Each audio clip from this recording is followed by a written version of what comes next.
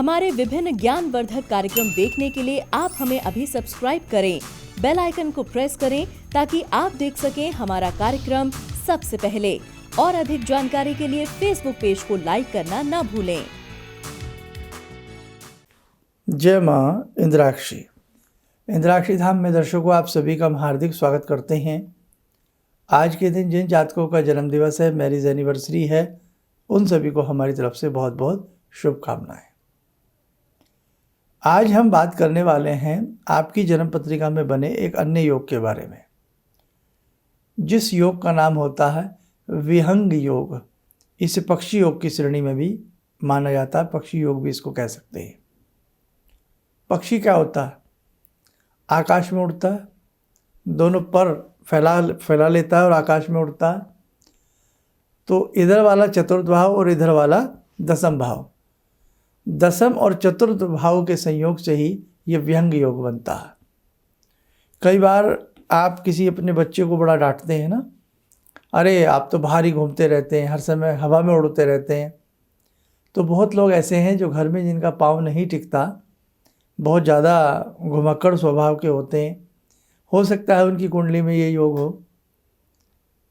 और बहुत लोग कई बार बड़ी ऊंची बातें करते हैं, और जबकि ऐसा महसूस सा भी नहीं होता, तो उनकी कुंडली में भी ऐसा योग हो सकता है। रुचि के हिसाब से इस योग को सुनिए, जानिएगा, ज्ञानवर्धन होता है। कुछ ना कुछ जीवन में सीख कर भी सीखते रहना चाहिए। आइए आज का पंचांग हम पढ़ लेते हैं। 8 नवंबर सन 2021, दिन सोमवार, कार्तिक माह, शुक्ल पक्ष, संवत 2078, तिथि चतुर्थी, नक्षत्र मूल, गणमूल की श्रेणी में आता है। राहु काल 7:30 से 9, दिशा शूल, पूर्व दिशा। बहुत सारे 30 त्यौहार कार्तिक माह में हुए। माँ जगदम्बा, देवी माँ सभी के ऊपर कृपा करें, सभी के कार्य सिद्ध होते चलें। और अपने देवी धाम से भी हम यही आप सबके लिए शुभकामनाएं, शुभ आशीष देते हैं कि भगवती आपकी समस्त मनोकामनाओं को पूर्ण करें। आगे आपको और हमें मिलकर के अभी बहुत सारे कार्य करने हैं, बस आलस्य मत करना, आप करते जाना, हम बताते जाएंगे। आइए अब ज्योतिष पर लौटते हैं। बहुत लंबा समय हो गया था ज्योतिष की बातें नहीं की। तो इसमें देखो, हमने कहा विहंग योग की कुंडली। आप कुंडली में जिन्हें बिल्कुल भी कुंडली का कुछ भी ना आता हो, तो कम से कम आपका परिवार है, बच्चे हैं, कहीं ना कहीं आप थोड़ा, आपको कुंडली आ जाएगी तो किसी न किसी के काम आएगी आपको देखने में। तो हमारे ज्योतिष पाठशाला से संबंधित करीब 30 से ज़्यादा हमने पार्ट बनाए हैं। आप उन्हें सुन लें, उन्हें आप देख लें, आपके बहुत काम आएगा। अब आइए हम बात करते हैं आज के इस योग की। विहंग योग क्या होता है और ये कैसे बनता है, आप अपनी स्क्रीन पर इस कुंडली को देखें और उसका फल भी जान लें। आइए जानें। देखिए, कुंडली आपके सामने है। अब ये कुंडली का चतुर्थ भाव है और कुंडली का दसम भाव है। चतुर्थ भाव में सूर्य चंद्र एक साथ हैं और बुध भी वहीं हैं और शुक्र भी वहीं हैं। हालांकि बुध चंद्रमा को शत्रु समझते हैं, जबकि चंद्रमा के मन में ऐसा कुछ नहीं है।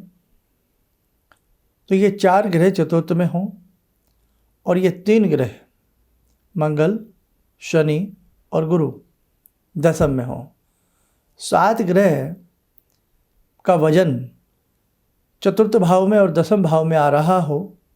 ग्रह कितने होते हैं? 9। बाकी 9 ग्रह कहीं भी हों, 2 ग्रह बाकी के बचे हुए कहीं भी हो सकते हैं, लेकिन ये 4 ग्रह चतुर्थ में और ये 3 ग्रह यदि दसम में हों, आप देखिए, आपको बताया जा रहा है, दिखाया जा रहा है, तो विहंग योग की कुंडली बनती है।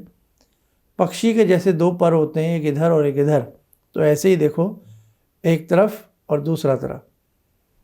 तो जैसे पक्षी आकाश में उड़ता है, तो ऐसे व्यक्ति बड़े घुमक्कड़ से होते हैं। अब इसका फल लिख लीजिए। विहंग योग को पक्षी योग भी कहते हैं। ऐसे व्यक्ति कई बार व्यर्थ भ्रमण करते हैं। सदैव प्रदेश में ऐसे व्यक्ति रहते हैं या घर से दूर।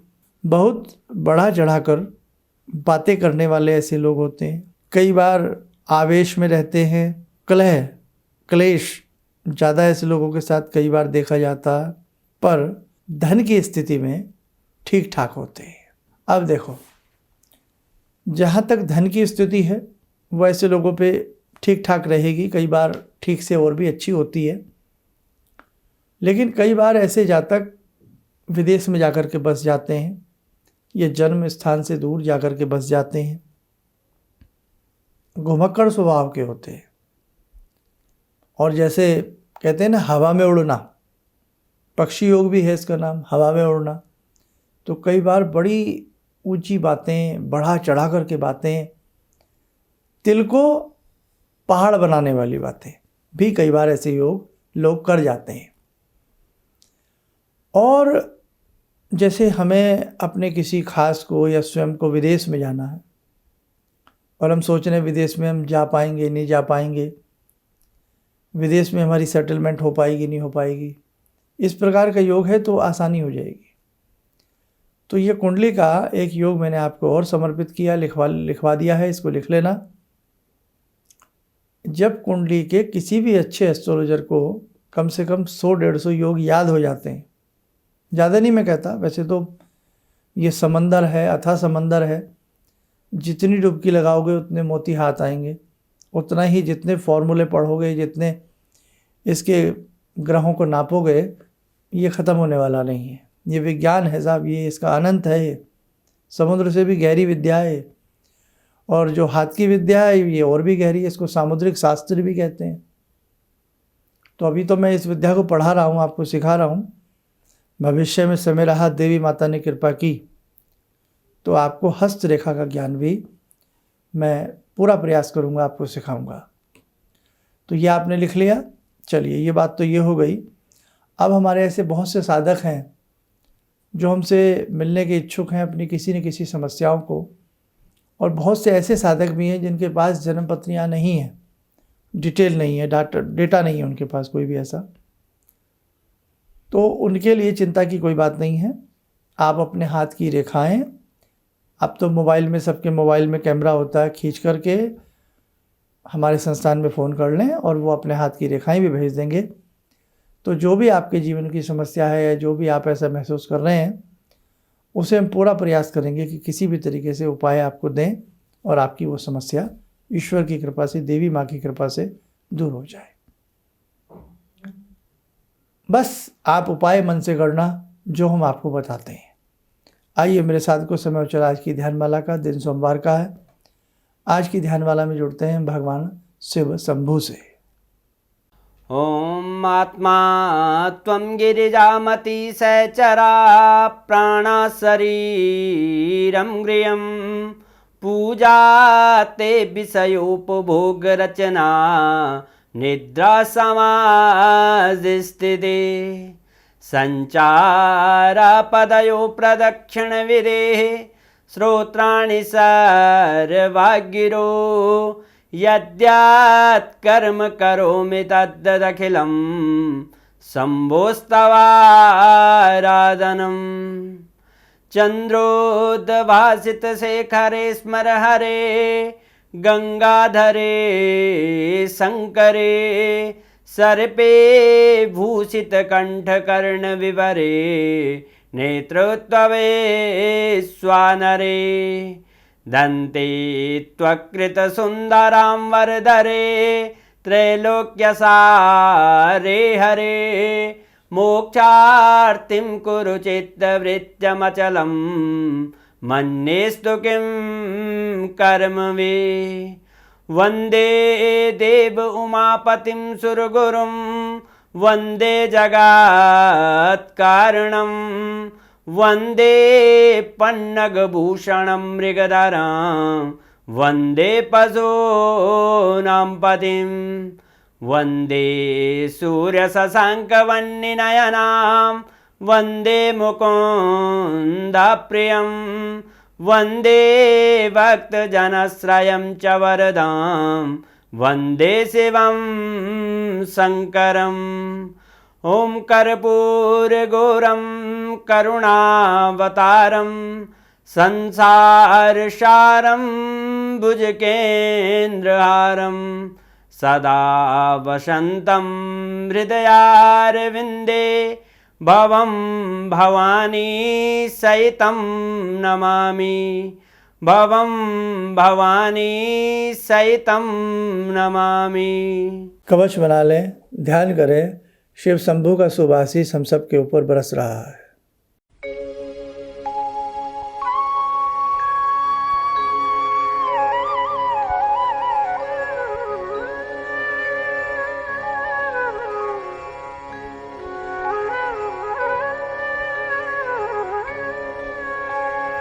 ओम बोलते हुए नेत्र खोलें, सामान्य हो जाए।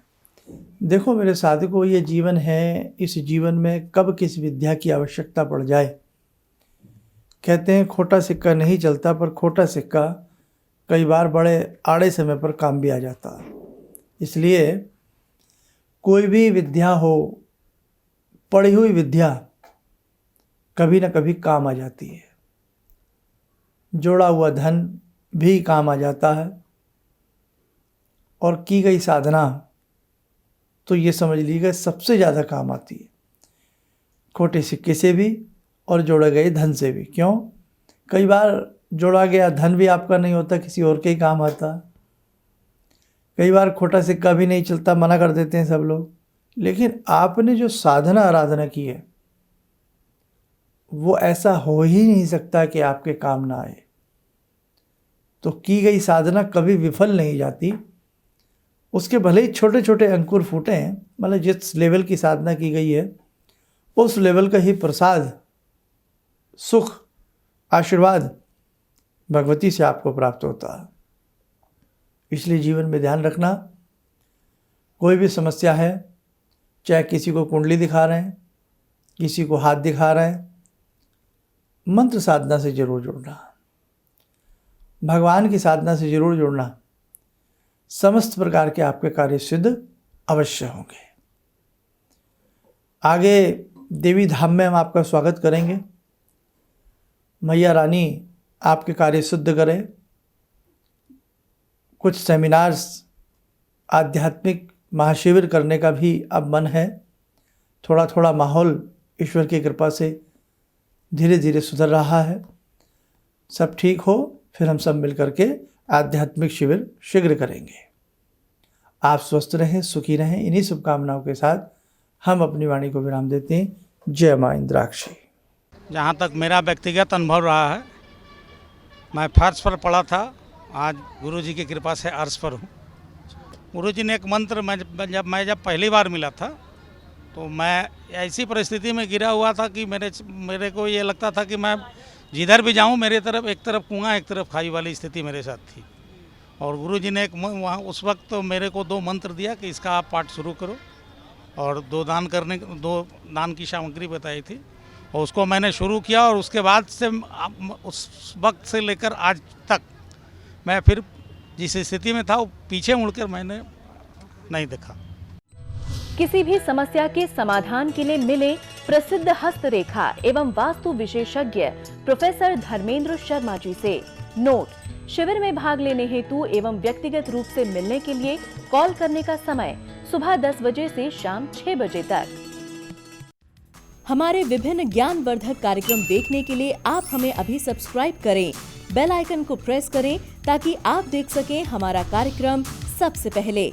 और अधिक जानकारी के लिए फेसबुक पेज को लाइक करना न भूलें।